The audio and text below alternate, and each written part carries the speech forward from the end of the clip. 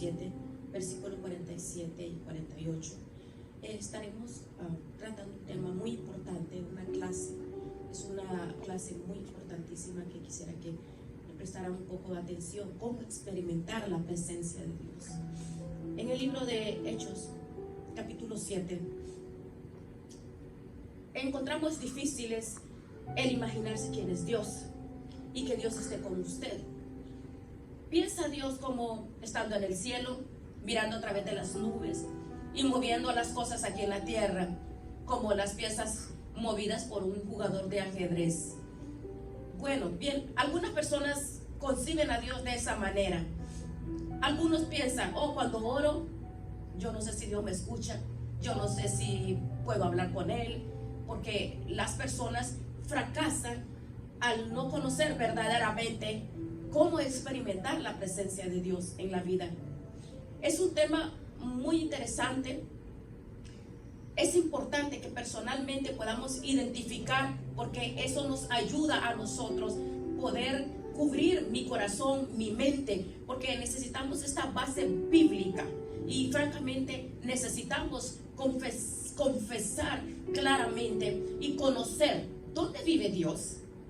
A ver, si tú quieres escribirle a Dios una carta a Dios, ¿sabes a qué dirección se la vas a enviar? ¿En qué clase de edificio vive Dios? Llamamos a los templos las casas de Dios, ¿verdad? Pero en verdad lo son. Bien, veamos Hechos 7, desde el verso 47. Leámoslo. Mas Salomón le edificó casa.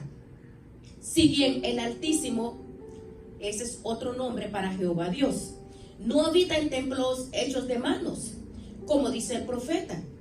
El cielo es mi trono y la tierra estrado de mis pies. ¿Qué casa me edificaréis? Dice el Señor. ¿O cuál es el lugar de mi reposo? ¿En dónde mismo vive Dios? Le sorprenderá al descubrir que Dios ha vivido en una serie de casas. Dios crea, diseña una casa, la habita, pero si la casa está sucia, el Señor no la habita, se va. Ahora, usted puede decir, no entiendo lo que está hablando. Bueno, vamos a aprender un principio en este mensaje, en esta clase. Dios no vivirá en una casa sucia. Otros podrán vivir en las casas sucias que viven, pero Dios, el Altísimo, el Santo, el Poderoso, el Rey de Reyes, no habita en una casa sucia. La primera casa de Dios fue un hombre, y su nombre fue Adán. Adán fue una casa, y Dios vivió en Adán. En Génesis 2:7, véanlo por favor. La Biblia dice, entonces Jehová Dios formó al hombre del polvo de la tierra, y sopló en su nariz aliento de vida, y fue el hombre un ser viviente. Ahí tiene la primera casa diseñada de Dios.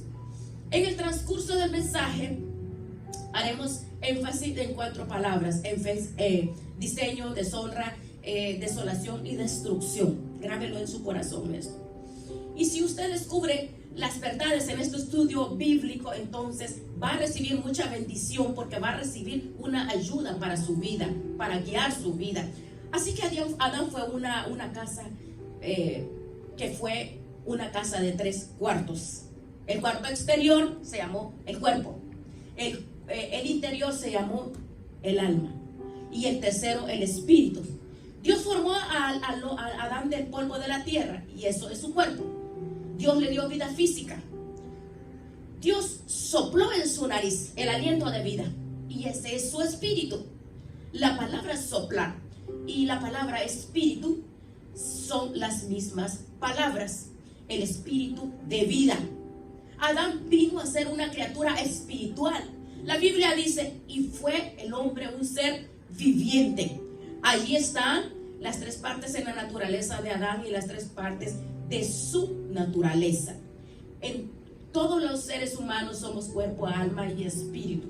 Esa es la razón por la cual Pablo dice en 1 Tesalonicenses 5, 23 y 24, y el mismo Dios de paz os santifique por completo, y todo vuestro ser, espíritu, alma y cuerpo sea guardado irreprensible para la venida de nuestro Señor Jesucristo. Fiel es Dios, el que nos ha llamado, el cual lo hará, dice su palabra. Pablo les está diciendo que oraba a Dios para que el cuerpo, alma y espíritu de ellos fueran guardados sin mancha, en santidad, irreprensibles, limpios. Dios hizo una casa de Adán, no una casa para Adán. Adán era la casa para que viva Dios. Bien, y voy a explicar de otra forma. El cuerpo de Adán fue el hombre exterior, ¿verdad? La Biblia llama a nuestros cuerpos casas. Y con este hombre exterior, con su cuerpo, Adán conoció la vida física, todo lo que mira, el mundo físico. Quiere decir el mundo debajo de él, todo lo que usted ve. Pero también hay un hombre interior que es el alma.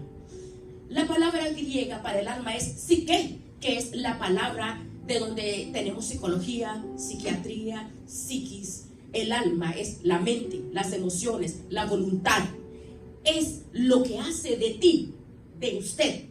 Usted es su personalidad, su sentido de humor, determina lo que le gusta, lo que le disgusta. Son todas las idiosincrasias, todas las actividades que usted hace, que hace la persona maravillosa y única que es usted. Esa es su alma, que está dentro de usted. Usted puede ver mi cuerpo, pero no puede ver mi alma, ¿verdad? Pero usted puede sentir mi alma cuando hablo, cuando me expreso. ¿Por qué? Porque usted escucha mi mente, mis emociones, mis sentimientos, mi voluntad. Y esa es una expresión que mi cuerpo está haciendo de lo que hay dentro de mí. Así que con el cuerpo físico hay vida, conocemos el mundo bajo de nosotros. Con el alma tenemos vida psicológica, conocemos el mundo psicológico alrededor nuestro y el mundo dentro de nosotros. Pero ¿qué hay del espíritu? Bien, antes yo pensaba que alma y espíritu era el mismo, pero es que no había estudiado la Biblia cuidadosamente. Porque en Hebreos 4:12, léalo, porque la palabra de Dios es viva y eficaz, más cortante que toda espada de dos filos, penetra hasta partir el alma y el espíritu, ¿verdad? Ahora recuerde lo que dice 1 Tesalonicenses 5:23. Y todo vuestro ser, espíritu, alma y cuerpo sea guardado irreprensible. ¿Lo ve? Su espíritu es diferente de su alma. Ambos son invisibles y son inseparables, pero no son idénticos. Yo con mi cuerpo tengo vida física, conozco el mundo físico, el mundo debajo de mí. Con mi alma tengo una vida psicológica, conozco el mundo social, el mundo espiritual, el mundo que me rodea. Pero con mi espíritu tengo la vida espiritual. Conozco el mundo que está por encima de mí. ¿Se da cuenta cómo nosotros fuimos creados para relacionarnos con tres mundos? El físico, porque el mundo físico, el social y el espiritual, para eso hemos sido creados. Conozco el mundo que está abajo de mí, el mundo que está alrededor mío, y con el espíritu al que está encima de mí. En Juan 4:24 dice que Dios es espíritu, y los que le adoran en espíritu es necesario que le adoren en espíritu y en verdad. En Romanos 8:16 dice que el espíritu mismo da testimonio a nuestro espíritu que somos hijos de Dios. En el libro de Génesis, cuando habla de criaturas vivientes, literalmente dice almas vivientes. Si usted tiene un perro, pues un perro es un animalito que no tiene espíritu, ¿verdad? No como muchas personas piensan que los animalitos se van al cielo. Hay mucha gente ignorante así que lo piensa. No, son animales, son seres vivientes, pero son animalitos, ¿no? Mueva su cola, y como las rosas, las flores. Usted ve, las flores son hermosas, son bellas, pero no, hasta ahí más. No, solo el hombre es hecho a la imagen de Dios. Es hecho a la imagen de Dios, ¿verdad? Adán fue una casa con 3 habitaciones. El cuarto exterior fue su cuerpo, el interno es el alma. Pero en el cuarto más privado es donde Dios habita. Ese es el hombre. Dios dice que habitará con aquel que es humilde de espíritu. El espíritu humano es donde Dios habita. Allí habita el Espíritu Santo. Cuando Dios dice que Dios caminaba en el jardín del Edén, caminaba con él. Ahora, ¿cómo piensa? ¿Cómo caminaba Dios con Adán? Caminaba al lado de Adán. Dios no tiene un cuerpo físico. Dios caminaba en él y con él. Adán era la casa de Dios y Dios vivía en esa casa y caminaba y hablaba con Adán.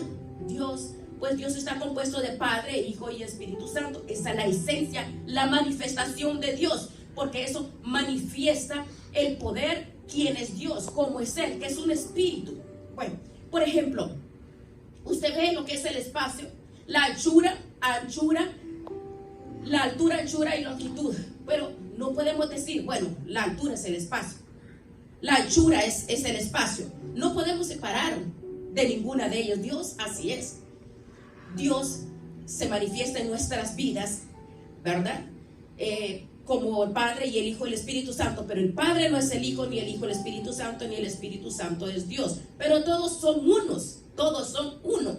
No son idénticos, pero son inseparables, porque Él es Dios, ¿verdad? Cristo es Dios. Por ejemplo, el tiempo, pues el tiempo es pasado, presente y futuro. El pasado no es el presente y tampoco el presente es el futuro, ni el futuro tampoco es el pasado. El tiempo es uno, pero el tiempo es el tiempo. Cada cosa que Dios ha hecho lo deja manifiesta quién es Él, cómo es Él. Nosotros hemos sido creados para hacer una casa viva para Dios. Adán fue la primera, número uno, la casa diseñada por Dios mismo. Pero esa casa diseñada se volvió una casa deshonrada. Dios le dio a Adán una advertencia, no lo amenazó, sino lo advirtió. Dios le dijo a Adán: hay un árbol en el jardín del Edén, el fruto del cual no debes comer, porque el día que tú comas, seguramente que vas a morir, le dijo, ¿verdad? Y todos sabemos, lo conocemos. Adán desobedeció y comió del fruto de ese árbol, que es el pecado. Génesis 3:6 dice que Eva tomó del fruto, lo comió y le dio a su marido. Él lo comió también. Y por tanto, el pecado entró en esa casa. El pecado manchó y ensució la casa. Y la casa que fue diseñada por Dios se volvió en una casa deshonrada por el hombre. Dios les advirtió: no lo hagan. Pero ellos lo hicieron de todas maneras. Y el pecado entró y manchó la casa en la cual Dios estaba viviendo. Pero algo sucedió. La casa que Dios diseñó, que fue una casa deshonrada, se volvió en una casa desolada. ¿Qué fue lo que pasó cuando Adán pecó? Dios sencillamente se fue, lo abandonó, porque Dios no puede vivir en una casa sucia. Dios le advirtió a Adán: el día que comas del fruto prohibido, seguro vas a morir. Bien, ¿alguna vez te has preguntado qué es la muerte? La muerte no es la separación del alma y del cuerpo. Si, por ejemplo, si yo tuviera un ataque al corazón en este momento y vienen los doctores y me examinan tratando de encontrar mis signos vitales y viendo, y finalmente diagnostican: oh, está muerta. Estarían mintiendo, porque yo en mi condición que estoy ahorita no puedo morir. Jesús dijo: el que cree en mí, aunque esté muerto, vivirá. Yo creo en Jesús, vivo para Jesús, entonces yo no puedo morir. Usted está escuchando a una mujer que si en este momento le pega un infarto, o no, el médico dice: se murió. No, simplemente voy a cambiarme de casa. Mi verdadero yo se irá al cielo. Pablo lo dijo claramente: ausentes del cuerpo y presentes en el Señor. La muerte no es la separación del alma y del cuerpo. La muerte es la separación de nuestro espíritu de Dios. Esa es la muerte, ¿entiende? Esa es la muerte. Dios le dijo a Adán que el día que comiera del fruto prohibido moriría. Bueno, si usted lee cuidadosamente la palabra del Señor, usted sabe que Adán vivió más de 900 años. Sin embargo, Dios le dijo: ese día morirás. Pues es obvio, Adán físicamente no murió. Murió espiritualmente. Y cuando él murió físicamente, 900 años más tarde, su muerte espiritual lo alcanzó y murió físicamente. Bueno, vea usted cómo murió. Recuerde lo que le voy a decir. Adán murió inmediatamente en su espíritu, pero progresivamente su alma y luego su cuerpo. lo que literalmente Dios le dijo a Adán: muriendo morirás. Habla de un proceso. Adán murió inmediatamente en su espíritu, progresivamente en su alma y finalmente en su cuerpo. Por ejemplo, usted corta un ramo de flores, son hermosas. Usted dice: oh, son naturales, son verdaderas, dice usted, ¿verdad? Pero cuando usted las corta y las pone en el jarrón, ya son flores muertas, porque desde que usted las cortó dejan de ser naturales, porque fueron separadas de la fuente de vida. Pues mira, en la Navidad todo el mundo se enloquece y dice: vamos a llevar un árbol natural a la casa, y compra un árbol que ha sido cortado.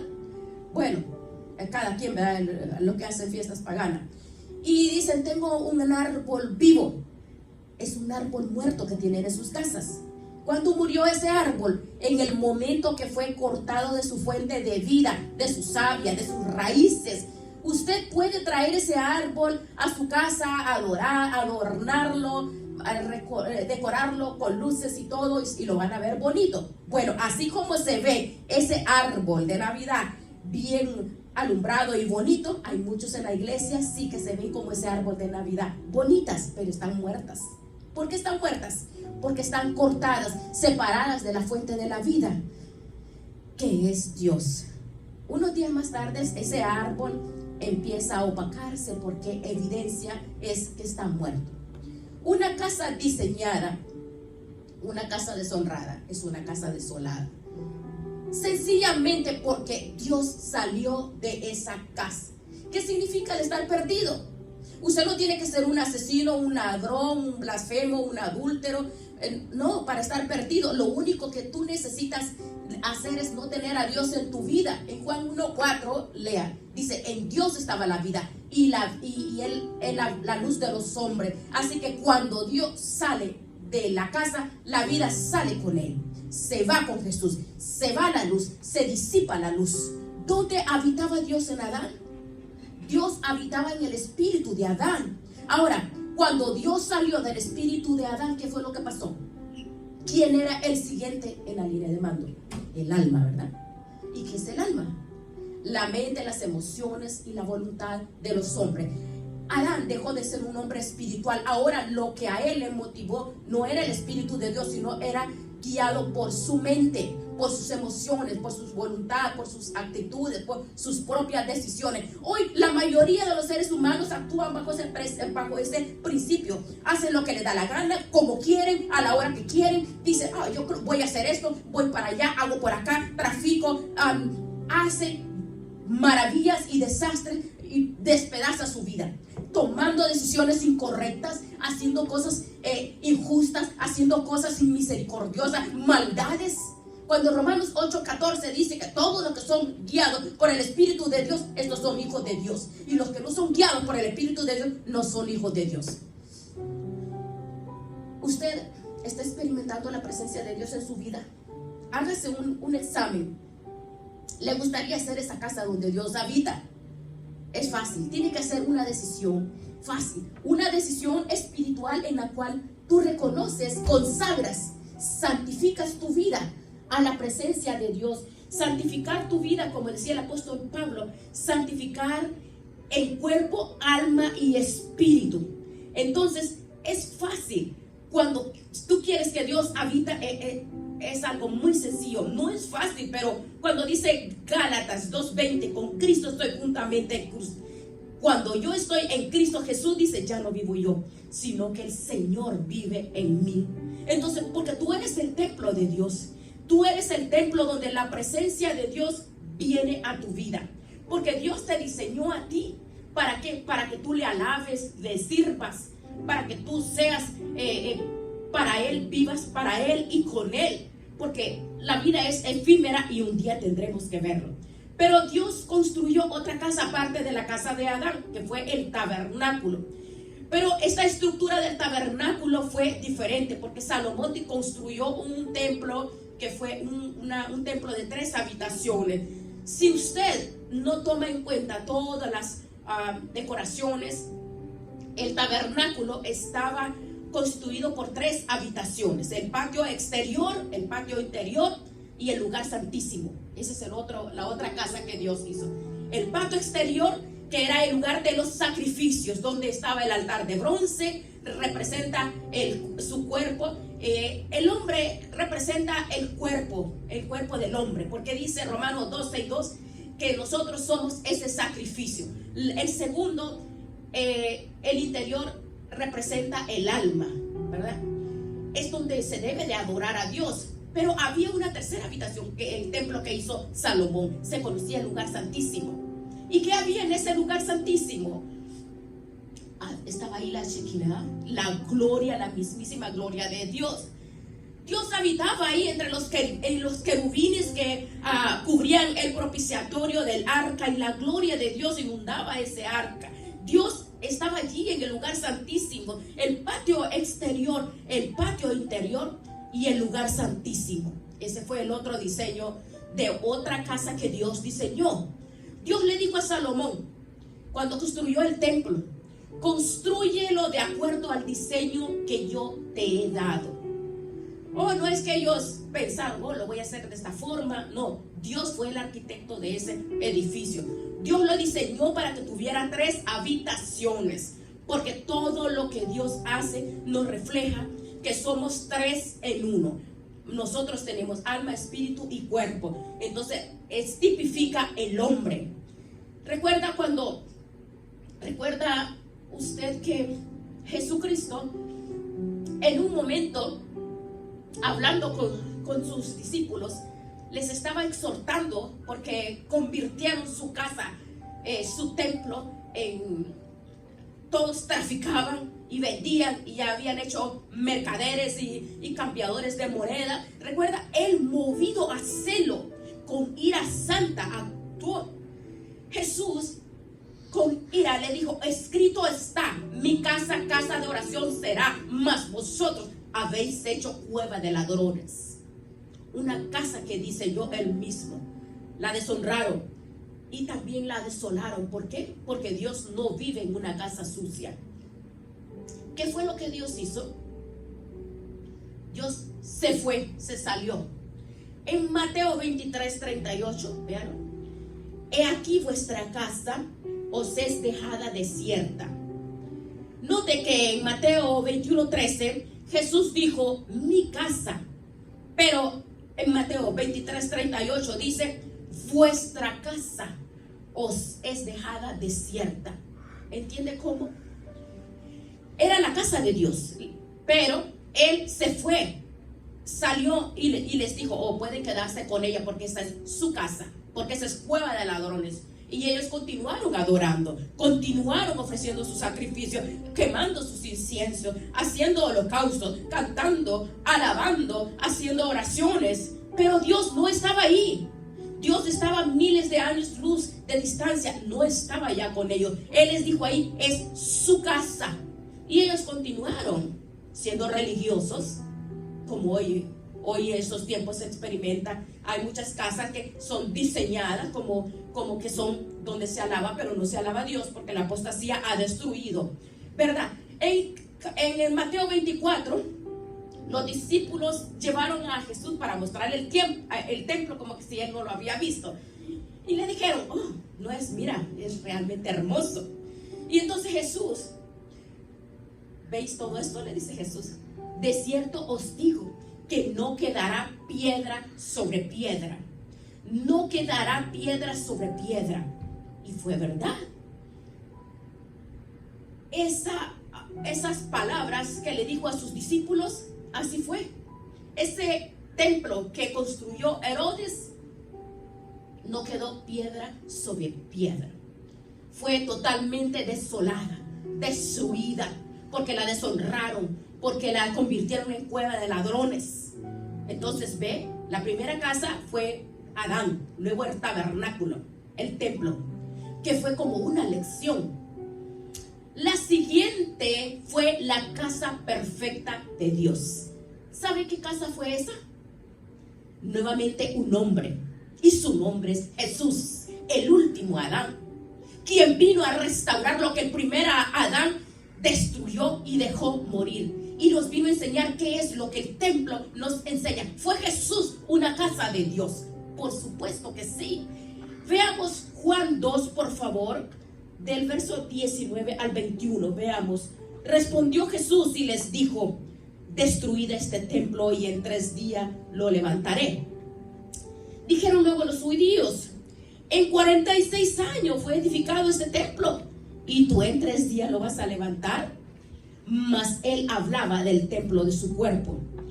Ellos no entendieron que Jesús estaba hablando de otro templo, que Jesús mismo era el templo.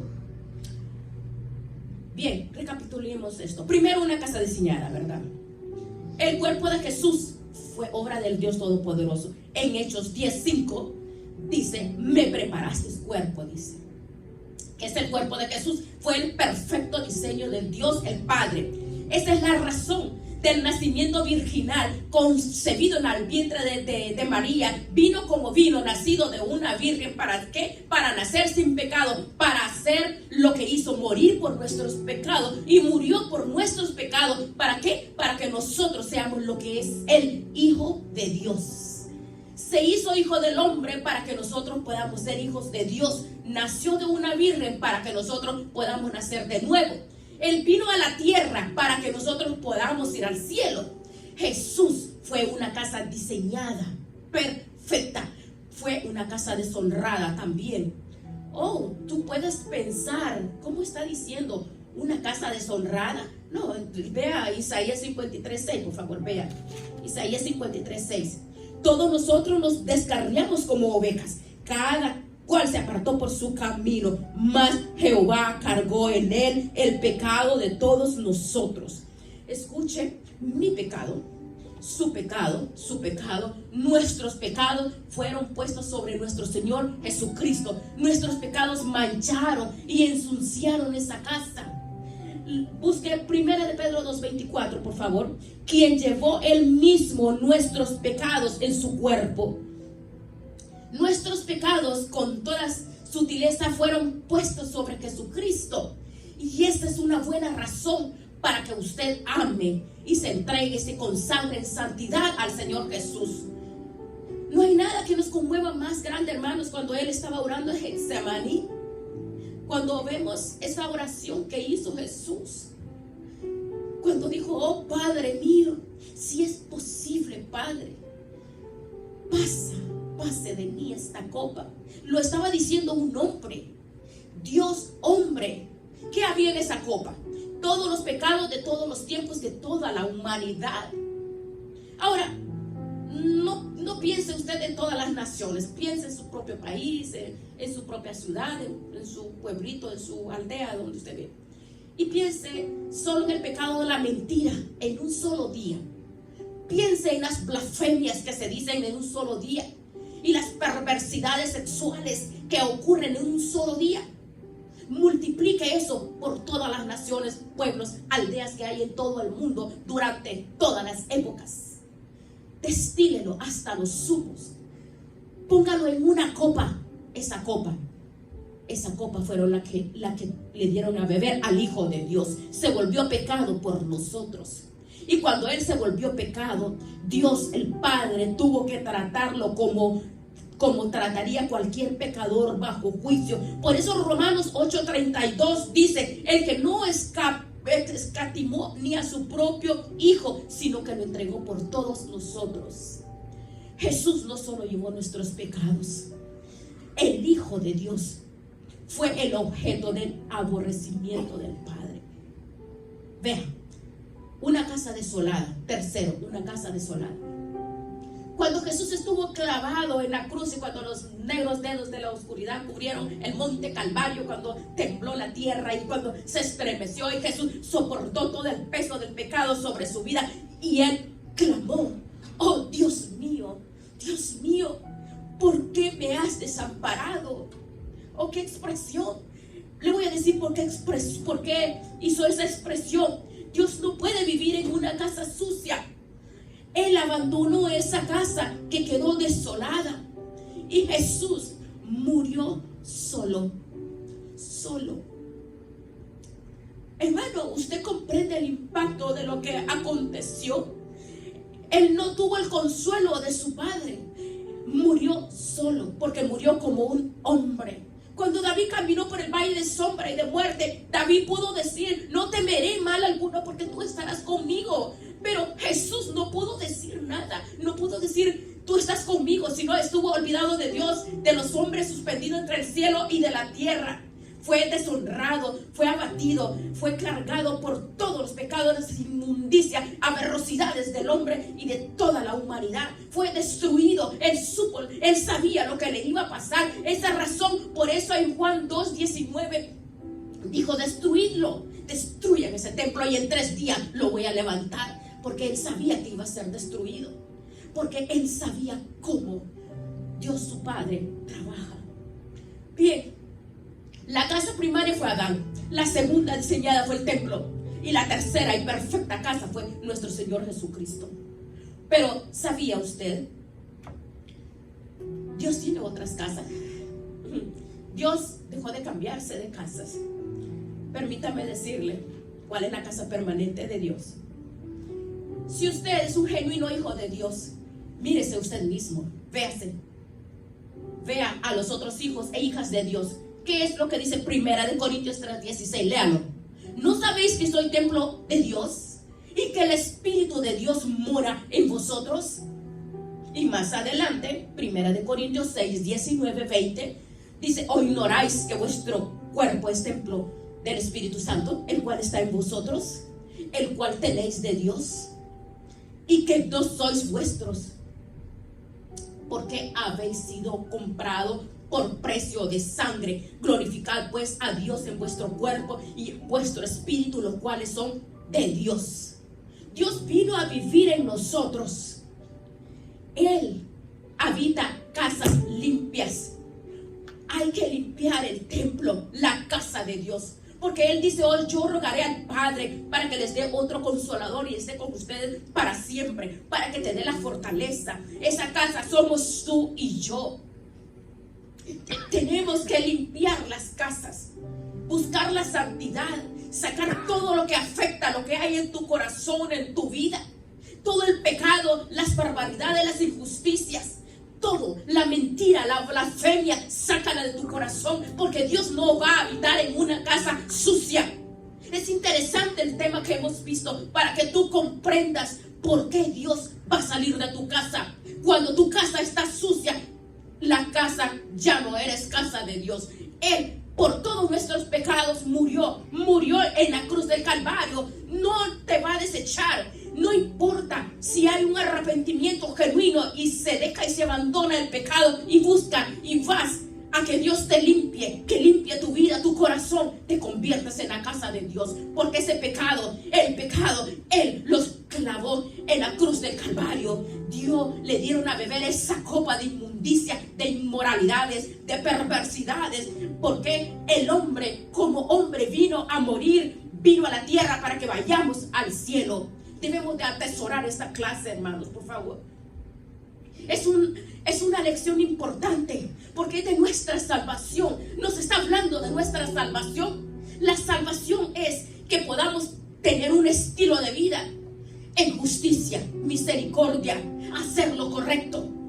Primeramente, como dice Romanos 12:1-2, buscar a Dios para que sea cambiado toda la inmundicia que hay en el corazón del hombre y sean dirigidos por la mano poderosa de Dios. ¿Por qué?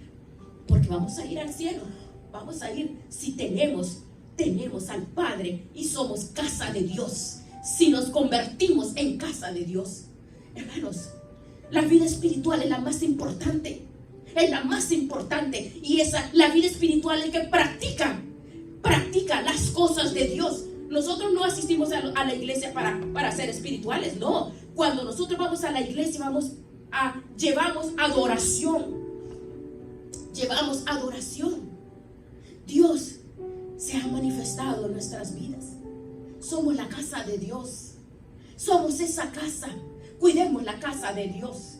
1 Corintios 6:19 lo dice bien claro. ¿O ignoráis que vuestro cuerpo es templo del Espíritu Santo, el cual está en vosotros?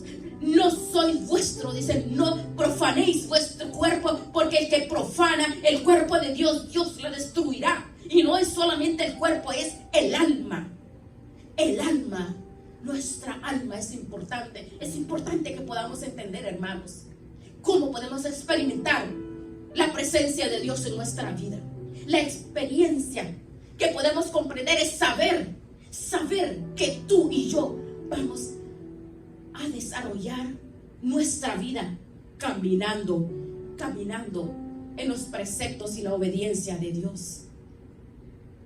Vamos a darle gracias al Señor, porque si tú y yo somos salvos, entonces cada día y todos los días y todos los años, hasta que Él regrese, practique la presencia de Dios en tu vida. Practicar la presencia de Dios es todos los días. No es solamente un día a la semana, no solamente es un día cada 6 meses, un día al año, o solo en diciembre, como los paganos lo hacen, que solo en diciembre piensan que es el momento de amar. No, eso no. Dios necesita un templo santo, un templo limpio. Tú eres ese templo, tú eres esa casa de Dios. Él dijo que vino a derramarse en nuestras vidas. Primera Tesalonicenses 5:23 dice: santificados en cuerpo, alma y espíritu. Vamos a orarle y a decirle: Señor, gracias. Gracias te damos, Padre, por tu palabra, por tu presencia, Señor. Gracias por el discernimiento que has derramado en mi corazón y me has hablado, porque me has llevado a una decisión y a una reflexión de que tengo que vivir en santidad para poder glorificarte a ti, Señor, en espíritu, alma y cuerpo. Gracias, Padre, que tú has permitido que yo pueda verlo de la forma que yo ahora lo veo, porque es el Espíritu Santo el que nos guía y nos da el discernimiento. Dígale gracias. Yo te ruego, Dios, dígale, Padre, ahí donde usted se ha sentado, dígale: Señor, perdóname, Padre, perdóname, Señor, no había visto esta manera de cómo tú existes y llenas mi vida. Dile: Señor, gracias, perdóname, Padre, perdóname porque yo no había conocido verdaderamente cuál es la experiencia de tu presencia en mi vida. Gracias. Dígale: Señor, gracias.